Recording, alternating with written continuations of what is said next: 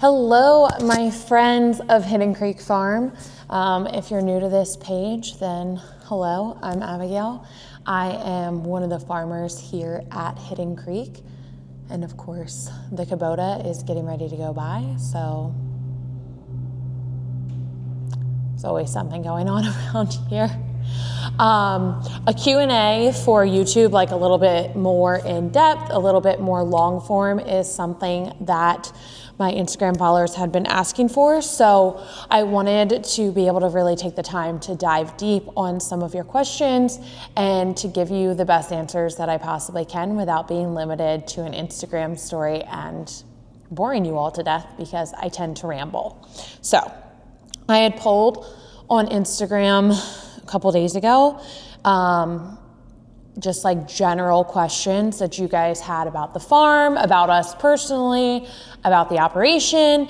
And I wanted to, of course, dive into those. But I will say there were some that were really specific to like my marriage, how we work as business partners. And then there was questions that were like super specific to Jesse himself. And if I bribe him enough, he might do one of these with me. I don't know that he actually will, but my goal is to get him in here recording with me and answering some of your questions. He hates public speaking, but this isn't public. This is to a camera, and maybe that'll be easier for him. I don't know. But regardless, I want him to be able to answer some of those questions himself. So let's get started. Let's dive in. I've got them all here on my phone, and I read through some of them just to make sure that it wasn't a question that needed to be like addressed immediately. And then other than that, I did not really read into these too much. So I don't have answers prepped or anything like that. Just bear with me a little teensy bit, okay? Thank you. How did you first get into poultry farming? Whew, loaded question. Basically what happened was in 2019, Jesse and I got married. We were expecting our first child, and we built our home, bought the farm from my parents, and then built our house all in the same year. So it was a really, really chaotic year for us. It was, even though like so many happy things were happening in our lives, it was kind of like a dark time. We were just going through a lot. And Jesse had been a farmer his entire life. Like when I say the man worked 80 hours a week on like a slow week, that's probably cutting it short. It was all he knew. And when we moved down here, we had field crops, but we didn't have anything else going on. So there was no livestock here. Basically like the workload was just much, much less. And I kept looking at him sitting in the recliner through the winter, and I could just see like he was already in such a dark spot, and I could just see it getting tougher and tougher on him. And we started watching YouTube videos just like about different farming operations, and I don't know, I guess that was our entertainment for that winter. And we stumbled upon Joel Salatin. It was really the first time, other than his books, that I had been introduced to him. I had learned about him in college. I had read some of his publications, but I didn't really know a lot about him. And we started watching him on YouTube and watching him raise chickens, pork, beef, all in a way that like really resonated with us, and in a way that, you know, just made more sense for a smaller scale operation. So like for somebody that didn't have a ton of ground, and also for someone that was just like restarting. I don't want to say we were just getting started, because we weren't. We both had like pretty extensive backgrounds as far as agriculture went, but we were getting started on our own, and we were starting over with literally no infrastructure, no animals, no nothing. And watching the way that Joel taught about farming, just really resonated with the two of us. And we started like just spinning our wheels on the possibility of starting to raise poultry.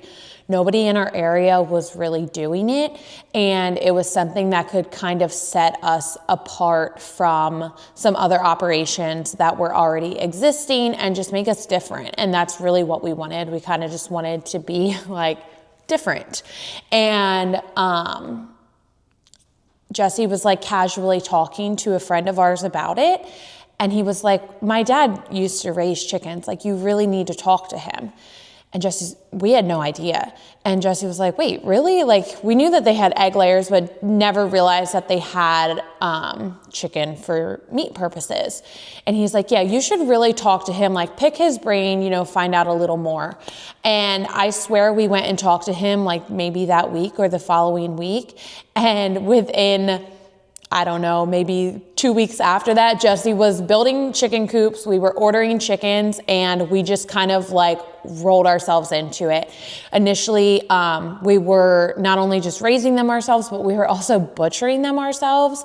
And the man who had taught us about his experience with chickens was helping us butcher them, and he was teaching us basically everything that we needed to know to have like off the farm direct sales.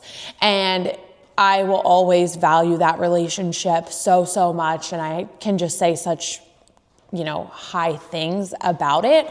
But that's how we got started. And when we first got started, we were raising like 200 birds, I think, a batch. And we were like, I don't know who we're selling them to. Like, are we even going to sell them?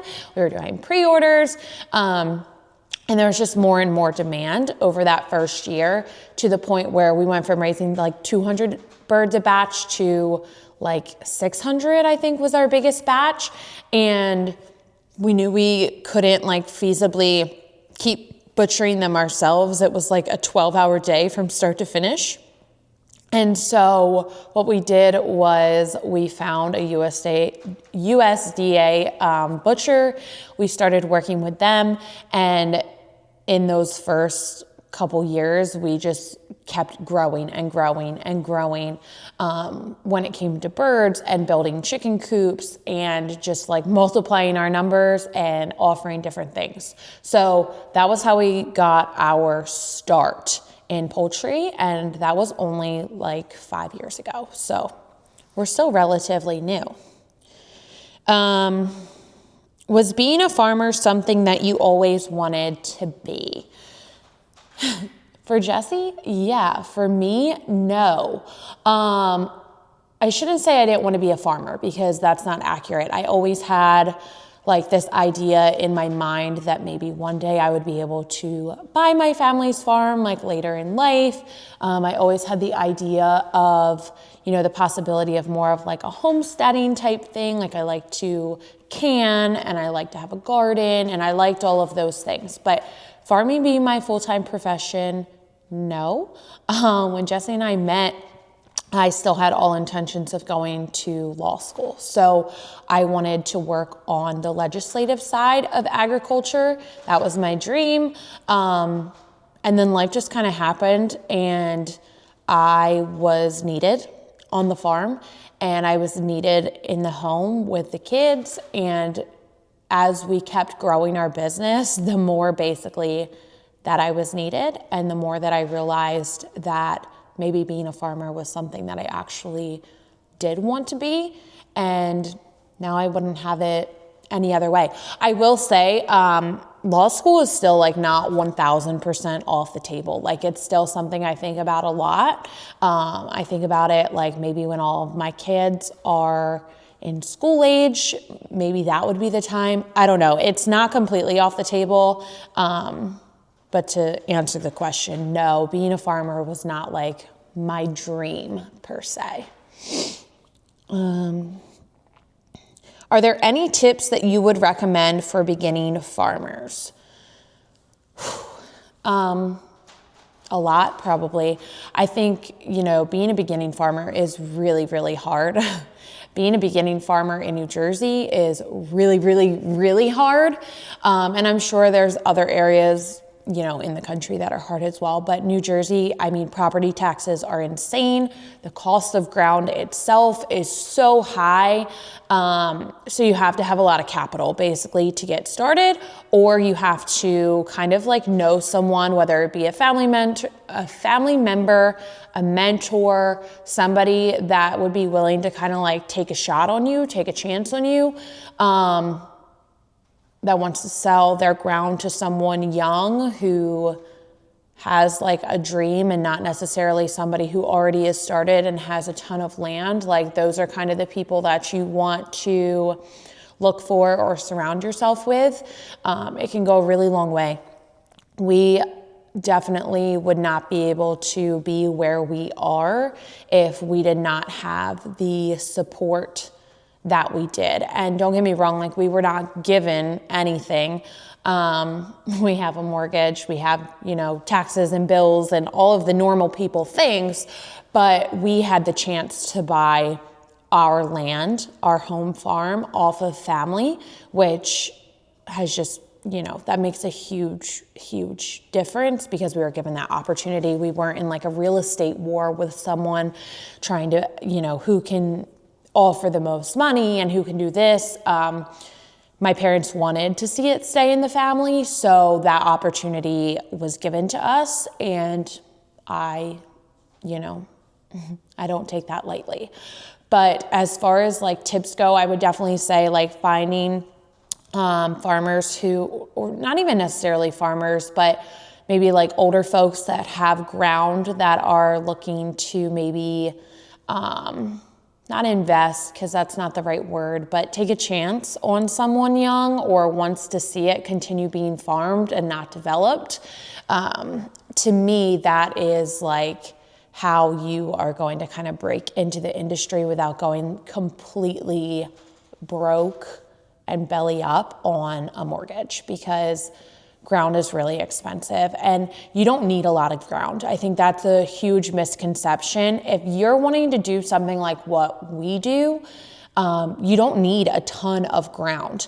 Now, if you want to row crop, yeah, you need to be row cropping hundreds of acres, if not thousands, in order for it to really be profitable. But as far as raising regenerative livestock, direct marketing, even if you're doing vegetables like that, you're direct marketing through farmers markets or through farm stores like ours, I don't think you need a lot of ground. I think if you had even just like 50 acres to start with, you can do a lot with that.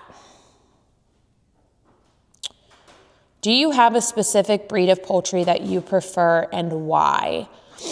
I think this is in regards to meat chickens, but maybe it's in regards to egg layers.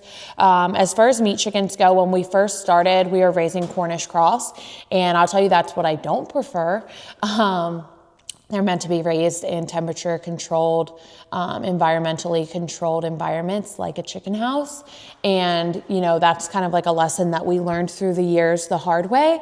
So what I would say is if you could find like a heritage cross or a heritage breed where the grow out time isn't so long that it doesn't make economic sense to raise the chickens. Like you don't want it to be so expensive that it doesn't make sense. But if you can find a breed like what we do, which is heritage crosses, so Freedom Rangers, Color Yields, White Rangers, Kosher Kings, there's so many out there at this point. Those would be what I would personally recommend for broiler chickens. How do you do it all? Where is the balance? You're funny. There is no balance. There is no balance. I do not do it all. And my answer to everybody when they're like, I don't know how you do all of this. I don't know. Is there anything you don't do? And I always joke, I'm like, it's a mental illness, or like it's called ADHD. And that is true to a certain extent. But all jokes aside, there is no balance. And I think that's a huge misconception of people who maybe are considering being business owners or want our life. We get told that all the time, like, you're living my dream. And I'm like, come spend like a week with me, and I think you might change your mind. But with that being said, there's no balance. I think, everybody has the same 24 hours in a day. It's just what you want to do with it. And what I have found is just basically like, you have to make the most of your time. You have to be organized with your time. You need to prioritize your time. And to me, for the first 5 years that we were building our business, I put the business first over just about everything. And we're to a point where our kids are a little bit more self-sufficient. They are getting older, so they're not so needy all the time. I just ended my breastfeeding journey with number 4. So I decided basically that this year was finally my turn. And it's one of the better choices that I think I've made overall, but also just for our lives in general. I'm just happier. And what that looks like is, getting up at 4 o'clock in the morning and going to fitness classes and,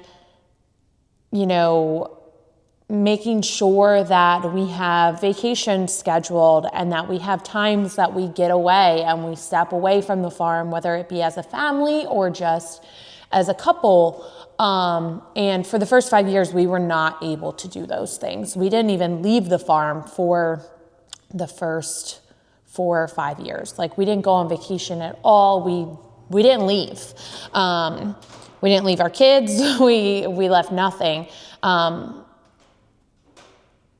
I just think that you have to figure out what works for you, and you have to figure out what fills your cup so that you can then fill the cup of the business. But that's really hard when you're just getting started. And I think that you have to know that going into a life like ours. If you think that this is something that you want to do, I think that you need to be prepared to make those sacrifices and say to yourself, for the next 5 years, my life is basically committed to building this business, and everything else, whether it's getting your hair done, getting your nails done, any of that comes second. And that's just the way that the cookie has crumbled for us. But I don't have any regrets for it. I'm just now realizing what I personally need in order to continue being a good mom, continue being a good business owner, continuing to be a somewhat good spouse. Jesse gets the short end of the stick always, just because he comes home late, and I've already dealt with all of the madness all day long, so I'm just tired by the time he gets home, but he's a good sport. All right, next question. What is the best piece of advice that you've received from another farmer? I will never forget this piece of advice, and I will carry it with me probably forever. So the man who introduced us to raising poultry, he works a job where he talks to a lot of farmers. Words are so hard. He works in the food industry. So he talks to a lot of people that either are like us or they buy from people like us. And he does sales, and he told us that, in order for you to be successful, you have to realize that you don't have to feed everyone. And he told us how many people live in New Jersey, and how many people live in Pennsylvania, and how many people live in Delaware, and all these surrounding places right from us. And he's like, it's millions. And he was like, if you can feed 1/25 of them, you're going to be successful. You don't have to have everyone be your customer. You have to find your customers. And that was very eye-opening to me, because I think when we first started, I was just trying to reach whoever I could reach, right? Like whoever I could get a hold of nearby. And now I just look at it much more broader. I'm like, yeah, he was right. There's millions of people around us. I don't have the capacity to feed millions of people. So I need to feed the ones that are feeding me and feeding my business. And that has been just a total game changer in mindset when it comes to marketing and nurturing those relationships and those people who support our business. So this question kind of goes along with the one, not the last one, but the one before it. Did you guys inherit your farm? No, we did not. We did not inherit our farm. My parents sold it to us. So we purchased our farm in 2019. And then for the first couple years, we had like really no equipment of our own at all. We were renting it off of either my dad or Jesse's dad, and we're just making it work. Iron is very expensive. Tractors are very expensive. And some of the equipment is stuff that you literally use a couple times a year, and it still costs as much as your house. So being able to rent it off of family or just, other local farmers around us made a huge difference, until now we're in a better place where the cash flow is a little better. We're a little bit more established, and we have slowly been adding equipment to our own operation. Okay, so I'm going to try to do the business questions all together. How did you set up your farm as tax assets / business? So when we first started, literally as soon as we had bought the farm, we had formed an LLC. And that is what we did for the first 4 years that we owned the property. Everything was run under an LLC. And then as we've continued to grow, it was recommended to us that we transition to an S Corp. And my understanding for that is basically it just makes more sense tax-wise for the amount of gross revenue that we are moving through the farm. So we switched over to an S Corp about a year ago, and my tax returns tell me that it was a good choice. How has being a farmer changed your views on food? Pretty tremendously, to be honest. And I think my husband can say the same. We're very picky about what we consume. At least at home, I think there is a balance, right? When we're out, we're not nitpicking, and we're not, going to only certain restaurants or only certain places because they use tallow frying oil. Yeah, that's all a perk, right? I'm not going to say that I don't look for those things, but if I am really hungry and need to go through a drive-through, I'm gonna do that. I like a Dunkin' Donuts coffee. I mean, I am who I am, but my outlook on the food system has changed tremendously since becoming a farmer, especially when it comes to meat.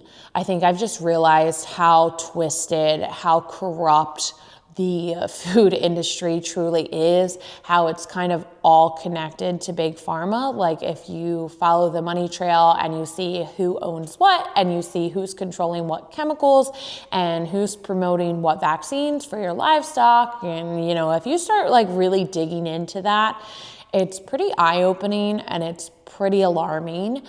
And it's changed my outlook completely on the way that we consume food in our household. As somebody who has an autoimmune disorder, I have Crohn's disease, I truly do believe that it was caused by the food that I was consuming and the environment in which that I was consuming it, if that makes sense. Of course, I think there's probably some genetic factors to that, but you can't convince me that it was not caused by our food system. So moving right along, how's your garden coming along? I love this question. It's coming along. So I had a garden in the ground when we first moved here, and then with kids and everything, like an in-ground garden, it's a lot of work, you guys. An in-ground garden is so much work. And so I am now going to have a fully like raised bed garden. So the berries and things like that are in the ground, but as far as all of the vegetables, all of the fruits, all of the things, oh my God, these dogs are so annoying. If you hear them in the background, ignore them. The garden is coming along. So I got all of the raised beds are built, the like pad, the area is all laid out. All of the berry bushes have been planted. I think the only thing that I have left to get in are 5 corkscrew willow trees. So where we live, if you're not familiar, like if you haven't been to the farm store, it is so windy here. We are just surrounded by fields and we get blasted by the wind all of the time. Like people will be like, it's not even a windy day. And yet our rocking chairs on the front porch are clear across the yard. Like it is just so windy here. So I've been trying to plant trees and shrubs and things to just reduce that wind, because that's going to have an impact on my garden as well and the health of my fruits and vegetables. So that's the last kind of like piece that I have to get done. And then I need to fill my raised beds and get them prepped for planting. It's still pretty cold here. Like the low today was 28 degrees. So we're not ready for all that yet, but I want to at least get them ready, get the compost in them, start getting, things ready to rock and roll. I'm ignoring some of these questions because they're inappropriate or they just make no sense. Do you get paid for your content? Yeah, I do. I'd be lying if I said that I didn't. I'm not making millions. I'm not paying too many bills, but everything adds up. And content has been a really good way for me to diversify the income of the farm and to kind of like make the most of our account. So when I first started having like partnership and brand deals, they were mostly in exchange for product. And that kind of like let me dip my toes in the water. I think that's the saying, right? Dip your toes in the sand, toes in the water. Got my toes in the water, ass in the sand. Anyway. Yes, I was just doing it basically for free product. And then as I've grown and as my content has gotten better and as I've started leaning a little bit more into it, I have had some partnerships and brand deals where I do get paid, which is lovely. Who helps you run the farm if you go away? So as I said earlier, for the first 4 or 5 years, we did not go away. We could not go away. But now, luckily, we have Ben. And if you follow my social channels, you know who Ben is. Ben has been with us for literally four years. But he's just gotten better with time and with age, and he's so responsible, and we can trust him. Like, he takes care of these animals every single day, and he takes care of this farm 5 days a week. So he knows what he's doing, and he is a problem solver if something does go wrong. And we've put a lot of trust in him in the last year. So he runs the farm if we go away.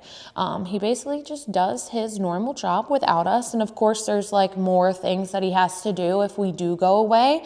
But basically, if we go away, we know that the week before is going to be hell and the week after is going to be hell, because sometimes you need to leave the farm to remember all of the reasons why you don't leave the farm. So he runs it, we prep, and then of course we pay the consequences. And then if anything really goes crazy, if shit really hits the fan, then, Jesse's dad is up the road. My parents are up the road. Everybody's in a pretty close vicinity to us that if there were an emergency, it would more than likely be with animals than it would be with anything else. We have people. We have people nearby that can help. So that's always nice. What's your favorite thing to cook from the farm store? Well, I cook a lot. And I don't really think there's anything that is necessarily my favorite, but I love some ground beef. I cook a lot of ground beef now that I'm thinking about it. You can use it for anything. You can use it for absolutely anything, and I do. Another thing I use a lot is the smoked bacon ends. So they're basically just like chunks of bacon that come off of like the large slab that they slice. So it's whatever can't be sliced down and put into the 1 pound packages. So they're cubed, and we use those a ton. They're really good in veggies. They're really good in soups. You do have to trim them because they're fatty. But they're really diverse. So I would say ground beef, bacon ends. I feel like I have to say chicken because duh, that's like our number one source of, or our number one animal that we raise, I guess is how you would word that. So yeah, I would say all of it. If it's got a broken package, then I know how to cook it because that's what we eat. I think people all the time are like, oh gosh, I would just eat steak all the time. No, you wouldn't. No, you wouldn't. You would not eat steak all the time. You know what we eat? We eat the things that come back from the butcher with a busted package. That's what we eat. Things that have a hole in them. And you get really creative because sometimes if one package has a hole in it, there's a really good chance that whatever's in that case, that 50 pounds of ground pork in one case, that they're all broken and they all have damaged packages. So then you've got 50 pounds of ground pork that need to get used before it goes bad. So you get creative. So no meal necessarily looks exactly the same any given week. Did I miss any? The biggest challenge that you face as farmers, capital, money. Money's hard. Money's really hard when you're a farmer. And that's not me like whining or complaining. It's just that margins are very low, my friends. If you think you're gonna get rich being a farmer, you're not. Most of the farmers I know that do have a lot of money, they didn't get rich from farming. They invested well. They had other streams of income. You have to be an entrepreneur if you're going to be successful as a farmer. And that's just what I think personally. And when it comes to capital, the cost of ground right now, you guys, is just insane. So trying to grow in a way that makes sense is a challenge. You have farmers around here that have been farmers for many, many years. They're generational farms and they have a lot of pull. They have a lot of access to capital. They a lot of times buy ground before it's even up for sale. So before anyone like us even has the opportunity to buy it, like it doesn't hit the market. They just go and buy it. There's some investment groups that have bought ground. There's people that have sold to warehouses and then have very smartly taken that money and like flipped it on more ground.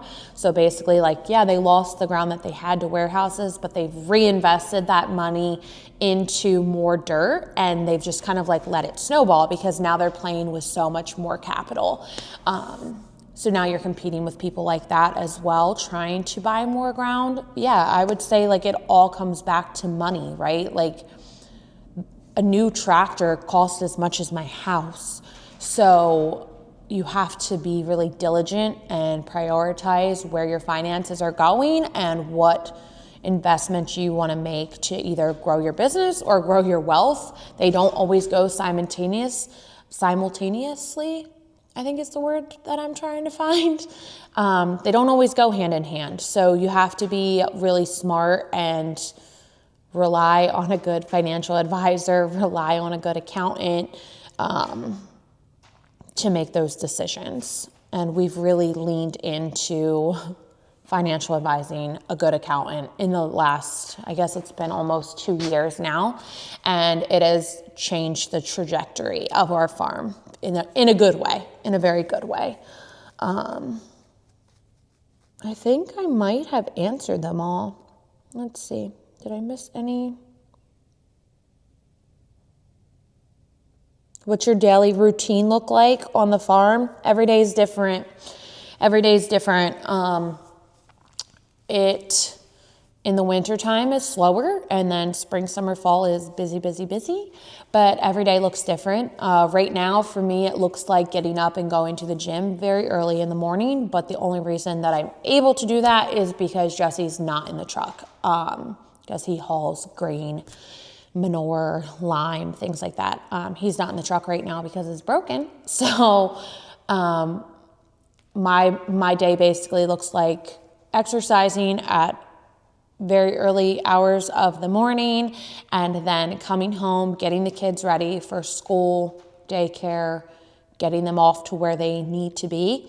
I usually come home and I try to do book work, computer work, all the boring stuff that I need like some peace and quiet for, I try to do as soon as I get home from dropping them off. It's kind of just when I think the best. And then obviously the store's open, so I'm in and out of the store all day, waiting on customers, making sure things are stocked, checking inventory, and then there is the taking care of the animals. This time of year, we have chickens, and they're really high maintenance. We have to move them every day, and they need water a million times a day, so that's kind of where I'm at, but we have Ben here too, so he helps with the animals all the time. Like that is kind of his full-time gig. And then I'm there when he needs me basically. So I'm there when shit hits the fan. I'm there to help move chickens every single day. I'm there to pull calves. I'm there when the pigs get out and we need to go get them back to where they're supposed to be. Anything that's a two-man job is kind of what I'm like, put me in, coach, sign me up, coach. So no day is ever the same. And I kind of like that. I do. I like it. It keeps things moving. It keeps things flowing, keeps it fresh, keeps my mind fresh. And I don't know, there's something to it. But I think I answered all of the questions so far, at least the ones that I wanted to answer. And, maybe we'll do this again. Like I said, there were some questions that were specific for Jesse or specific for us as a couple that I, would like him to be able to put his input in on. So we'll do this again. Don't forget to like and subscribe. Leave a little comment if you're feeling some love. And I hope you got to know us a little better. You got to know me a little bit better. And we'll see you next time. Bye.